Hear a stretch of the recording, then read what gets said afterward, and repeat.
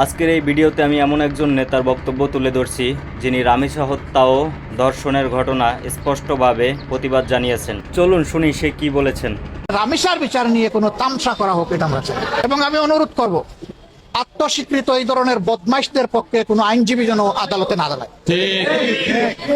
আমি আহ্বান জানাবো এটা নিয়ে কেউ যেন কোনো রাজনীতি না করে। এটা আমাদের ইজ্জত বাঁচানোর লড়াই। এই মেয়ে আমাদেরকে ক্ষমা করবে না যদি এই মেয়ের বিচার সুষ্ঠুভাবে সম্পন্ন হয়ে রায় কার্যকর না হয়। আসরের দিন আমরা সবাই আসামি হয়ে যাব। আমরা ওই আসামি হতে চাই না। একথা বারবার বলেছি আমরা যে এরপরেও আর এই ধরনের দেখতে চাই না, কিন্তু না হয়েই চলছে, বন্ধ হচ্ছে না। তার মূল কারণ হলো বিচারের নামে অবিচার, বিচারের নামে দীর্ঘসূত্রিতা এবং বিচারের নামে তামসা। এর কারণে বিচারের প্রতি মানুষের কোনো আস্থা নাই।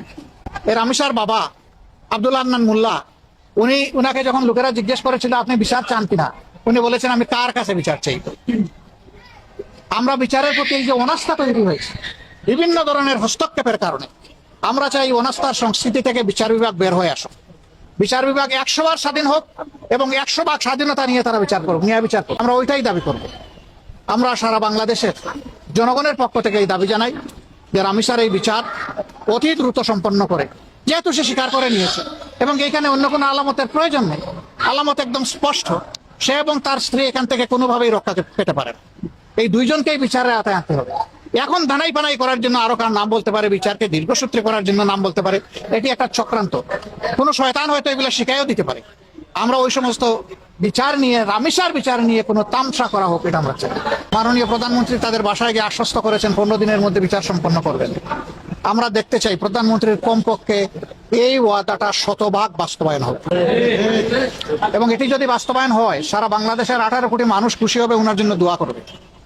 আমরা ওনার জন্য দোয়া করতে চাই, দেখতে চাই 15 দিনে এই বিচার সম্পন্ন হবে। এবং আমি পার্সোনালি বিশ্বাস করি যদি বিচার বিভাগ সঠিকভাবে এই কাজ করে, সিরিয়াসলি করে, তাইলে 15 দিন মানে 15 কর্মদিবসের মধ্যে এটি সম্ভব। অন্তত বিচারিক আদালতের কার্যক্রম সম্পন্ন করা সম্ভব। তারপরে দ্রুততম সময়ের মধ্যে এই রায়কে কার্যকর করার জন্য হাইকোর্টে পাঠাতে হবে। ওইটাও যদি সিনসিয়ারিটি থাকে উদাহরণ সৃষ্টির জন্য, ওইটাও 1 মাসের মধ্যে হয়তো বা সম্পন্ন করা সম্ভব।